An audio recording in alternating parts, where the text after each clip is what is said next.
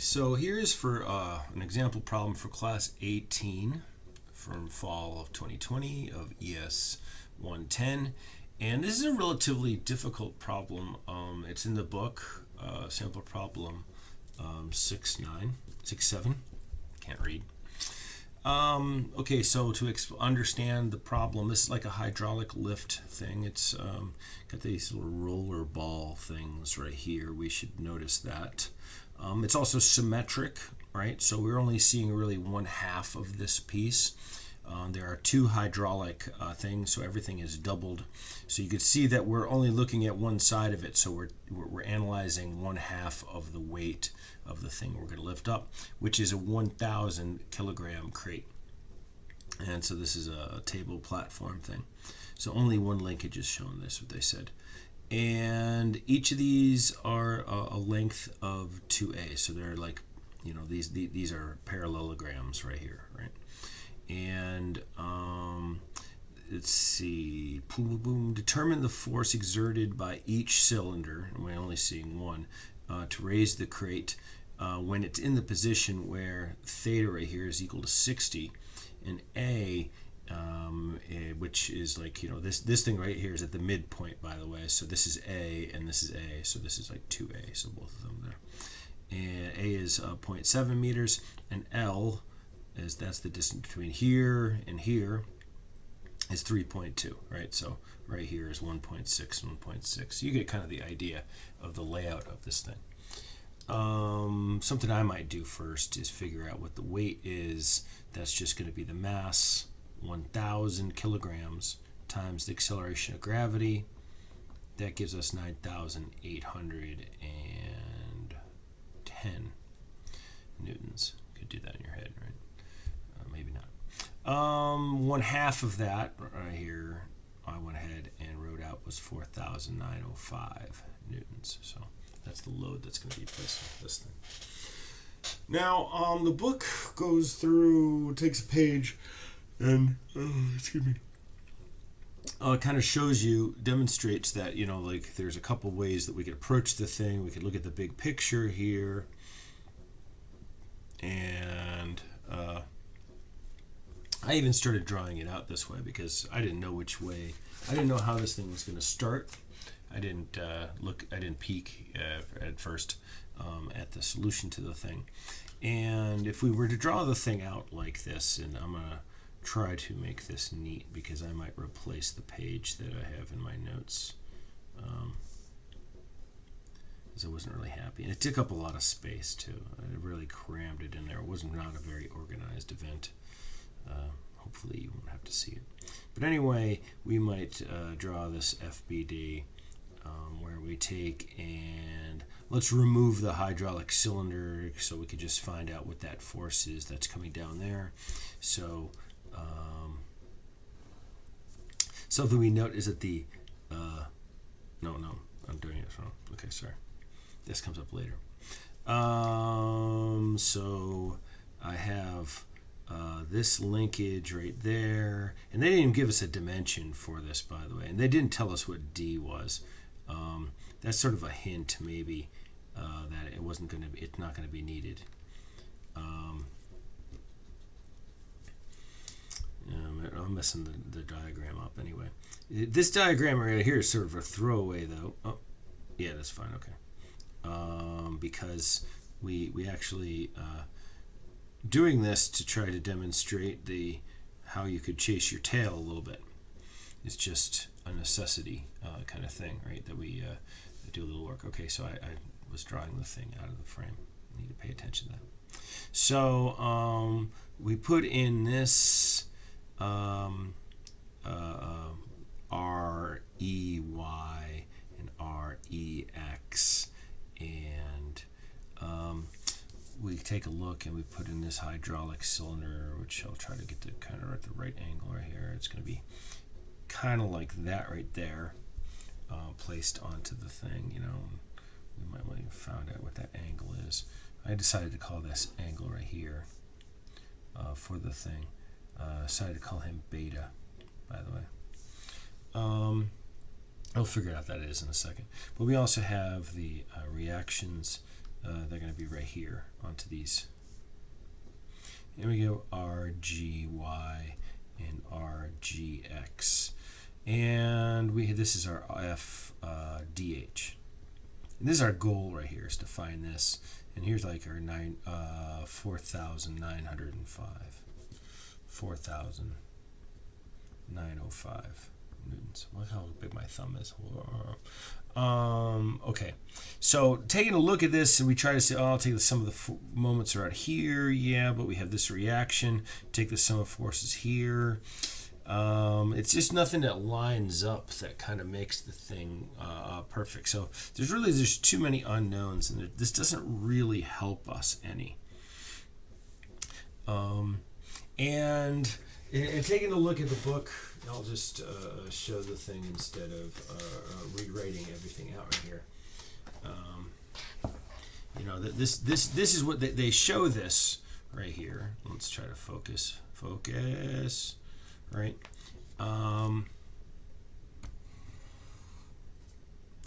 They show this, and then they show the thing broken down, right? So we would take this thing apart and individualize pieces and look and have the interactions between all of these forces. This logical thing that I would try to do, maybe, or I could keep some pieces together. The one that I found kind of weird was the way that these balls, roller balls, were positioned in here. So, they're talking about strategy as you're thinking about breaking this thing apart and how we would go about. So that's like the thought process. Like we would try something and we would find, that's not really working. So let's try something else. So we start breaking it down into pieces. And so here is where the thought process led us, is that we take a look at here and we isolate and we go, what happens if we take the sum of the forces in the x direction right here, right? Well, what we find is that we're going to eliminate this force because there's nothing else in the x direction. So that force that's inside this piece right there, it doesn't do anything. So that's like a little helper to us.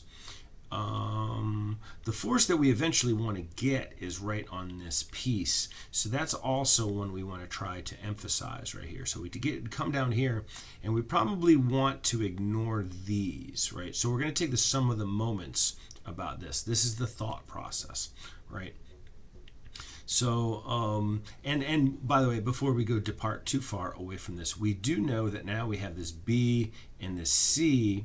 They at least have some kind of relationship to W, right? So in the vertical direction, really B plus C is going to be equal to 1/2 of the weight. All right, so there we have a little bit of something.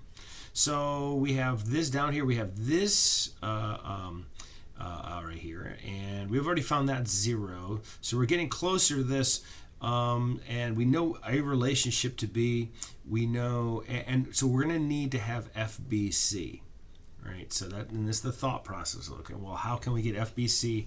Really, we could start messing around with this guy right here, but we could see that one is going to relate this point to this point, right? Because there's a 2 force member.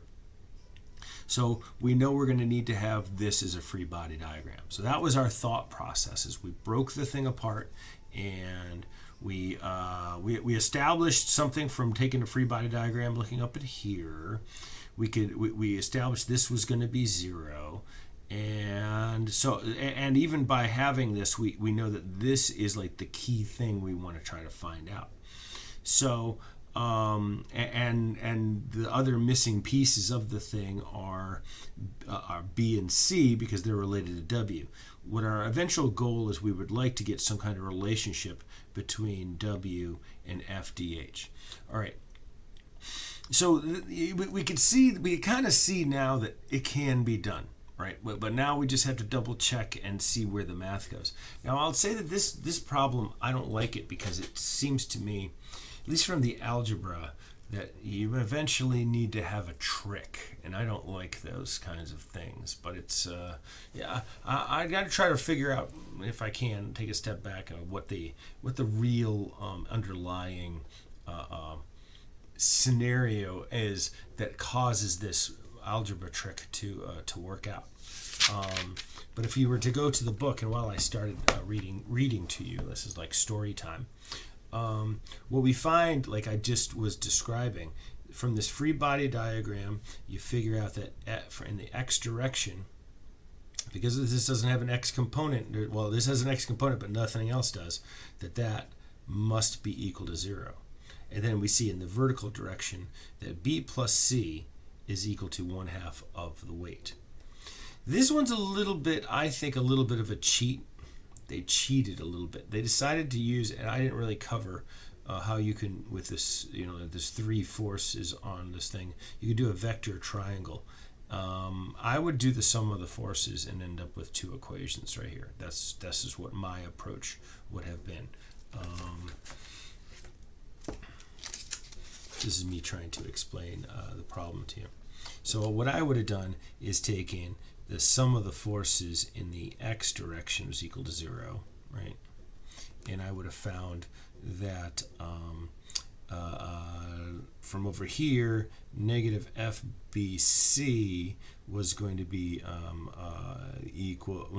plus FCG times the cosine of theta equal to 0, right? And then I would have said in the sum of the forces in the y direction is equal to 0. And by the way, I really like writing on these little pads. I do that all the time as an engineer, to write, put like have a ton of these things, and then write the thing out.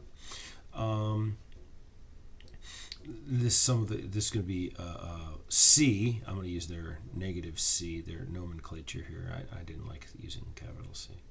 And then plus FCG sine of theta equals 0. And taking a look at that right there, I could like solve this one for FCG is going to be FBC divided by, cosine of theta. So if I stick this into there, I could say that C is going to be equal to FBC sine of theta over cosine of theta, right? Which would be C is equal to FBC tangent of theta. Now you look up here, you can see, well, this cotangent, right? They took the reciprocal, not the inverse, but the reciprocal of tangent to get that. So that's what they got right there. This is how I would have approached it, as opposed to taking this shortcut. It's totally makes sense right here, right? That because I just didn't use the vector triangles in class. So here's where I think is the real some of the real cheat. All right, so you got to take a look here, where you take the sum of the moments about E, right there. Now already FAD is gone. That's fine. So we take FDH and take. And by the way, they didn't show this down below. Earlier, I would have taken the geometry early, and we'd use the law of cosines to find out what this angle is right here. And in doing that right here, you're able to find this angle. So what we want to do is we want to find, like, if we subtract 90 from that, I don't want to draw in the book right here, but because it's not my book. Then we would take the cosine of that thing minus 90. So that's what we've done up here. That thing minus 90 cosine times A is the moment arm. Okay, and then so you want to take a look at this theta right here. See, I would have drawn more little diagrams right in there, but that guy is going in the counterclockwise direction. Therefore, it's positive. This one is negative because it's going in the clockwise direction.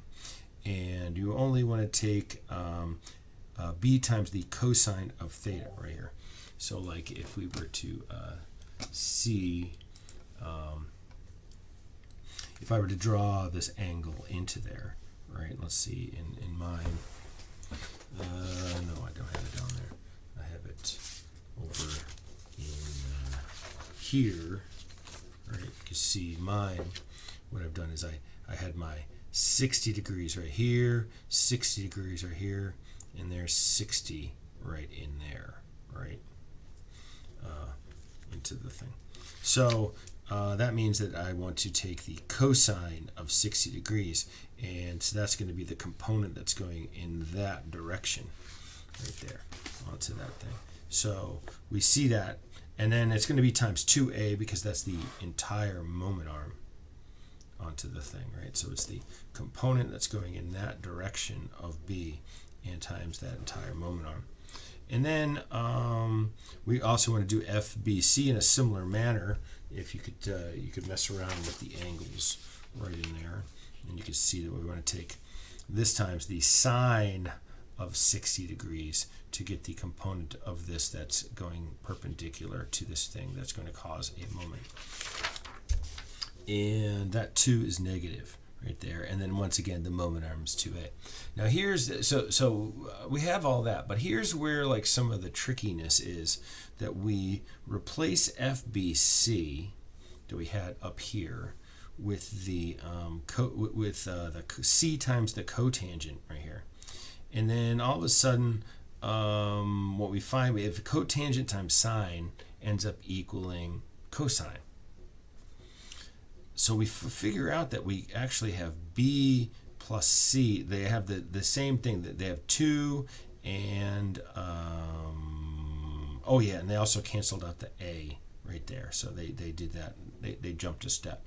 So they say, see the B plus C, and from up here, B plus C was equal there. And so they replace it, and they're able to get a relationship.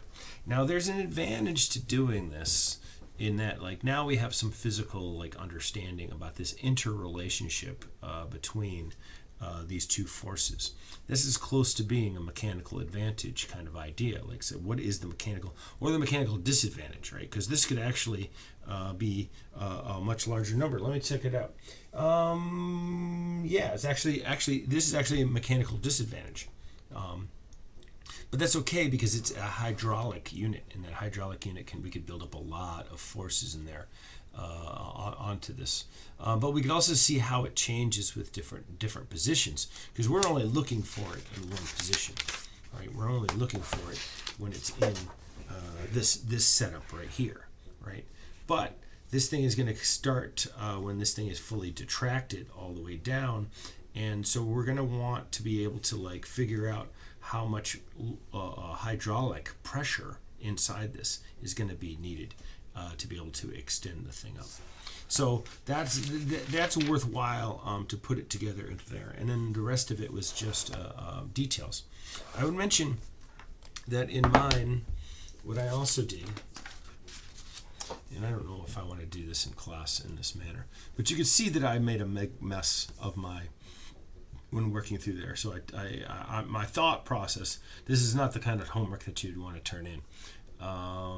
But you kind of see that I have one equation here, and I think that I'm going to be able to combine these two when I get down to 4th equation. But what I needed to do was put these things together and eventually figure this out right here, that FC plus FB was equal to this. And I got 5,157 newtons compared to, so that's like their input, right? And there's our output of 4,905. So it's really output to input ratio, right?